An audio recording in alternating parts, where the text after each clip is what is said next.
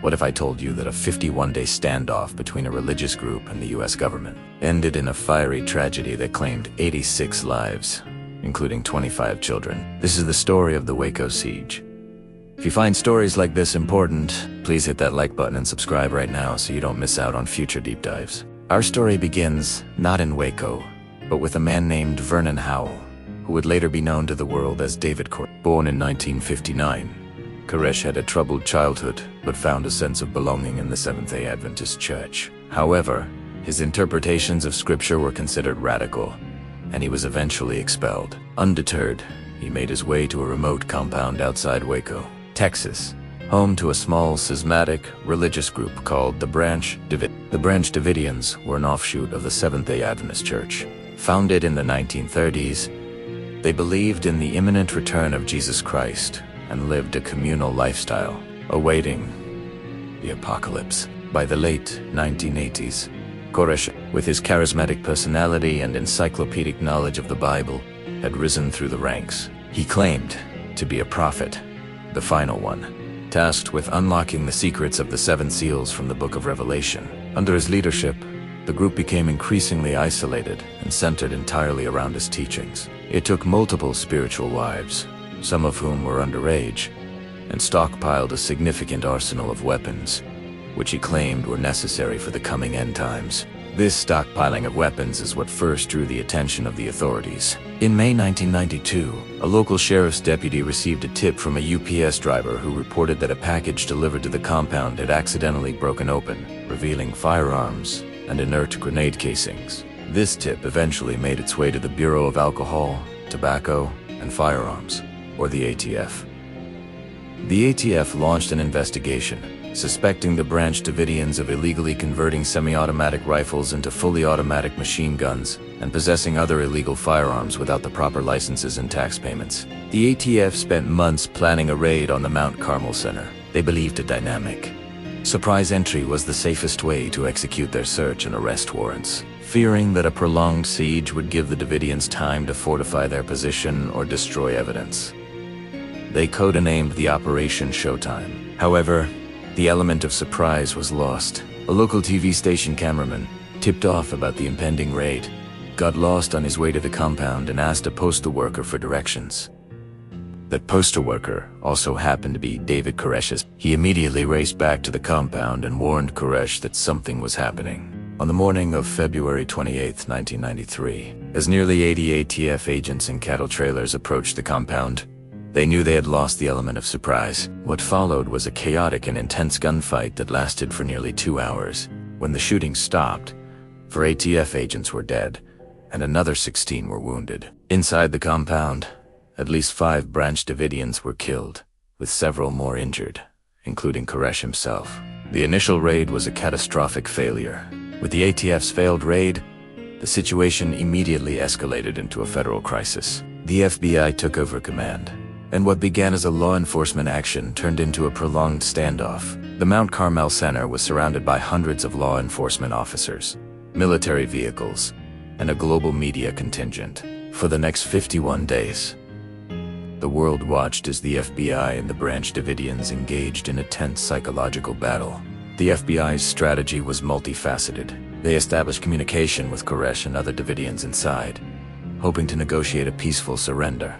These negotiations were long and often frustrating. Koresh would make promises to surrender after he finished writing his interpretation of the 7 seals, or after a message was broadcast on the radio only, to break them. The FBI negotiators struggled to understand Koresh's apocalyptic theology, which dictated his every move. At the same time, the FBI employed increasingly aggressive psychological tactics. They cut the power to the compound. They blasted a bizarre mix of sounds at the walls for hours on end.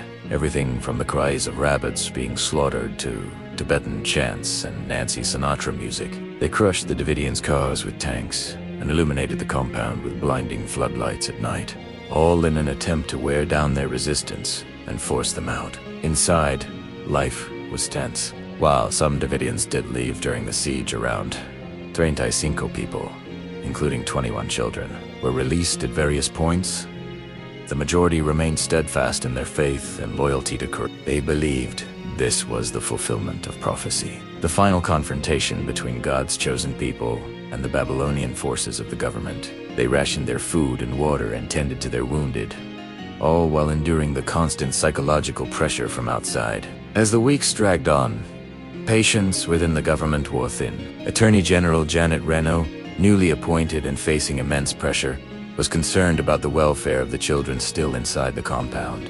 Reports, some of which were later disputed, suggested that the children were being abused and were living in unsanitary conditions.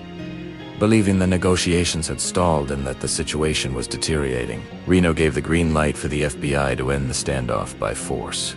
The plan was to use combat engineering, vehicles essentially modified tanks to punch holes in the compound's walls and inject CS gas, a type of tear gas, into the building.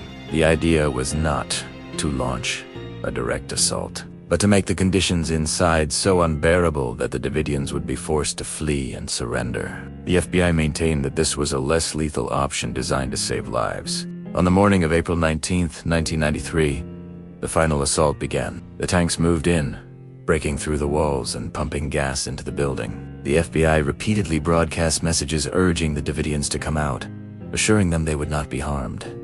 For hours, the gas assault continued, but no one emerged. The Davidians had gas masks and retreated to a fortified concrete room in the center of the building. Then, around noon, the unthinkable happened. Flames began to appear in several different parts of the wooden structure, almost simultaneously. Fanned by the strong Texas winds that day, the fire spread with terrifying speed. The entire compound was engulfed in a massive inferno. The fire department, which had been kept at a distance, was unable to intervene in time. Within minutes, the Mount Carmel Center was reduced to a smoldering ruin. The aftermath was horrifying. Only 9 people managed to escape the fire. The rest 76 Branch Davidians, including David Koresh, and 25 children perished inside. The tragic end to the siege sparked immediate and intense controversy. Who started the fire? The government has always maintained, backed by an independent investigation, that the Davidians themselves started the fires as part of a mass suicide pact, a final act of apocalyptic self-destruction. Audio surveillance from inside the compound seemed to capture conversations about spreading fuel and starting fires. However, critics and survivors argue a different story. They claim the fire was accidentally or even intentionally started by the FBI's assault. They point to the highly flammable nature of the CS gas, the possibility that the tanks knocked over lanterns or other flammable materials, or even the controversial claim that the FBI used incendiary devices, a claim the government vehemently denies. This debate over the origin of the fire continues to this day and is a central point of contention in the legacy of WACO. In the years that followed, the WACO Siege became a powerful symbol for many different groups. For anti-government and militia movements, it was proof of federal overreach and brutality, a government willing to kill its own citizens. For law enforcement, it became a case study in what not to do, leading to major reforms in how federal agencies handle hostage and standoff situations. The tactics used at WACO are now seen as a tragic lesson in the dangers of miscommunication, failed negotiations, and the escalation of force. The story of WACO is complex, filled with faith, fear, and failure on all sides. It's a reminder of how quickly a conflict can spiral out of control, and the devastating human cost when it does. It forces us to ask difficult questions about religious freedom, the role of government, and where the line is drawn between protecting citizens and infringing upon their rights. The smoke has long cleared over the fields of WACO, but the questions and the ghosts of Mount Carmel remain. Thank you so much for watching. This is a deeply complex and sensitive topic, and I'd be interested to hear your thoughts in the comments below. Remember to be respectful of others' opinions. If you learned something new today, please give this video a like and subscribe for more historical deep dives. Thanks again, and I'll see you in the next one.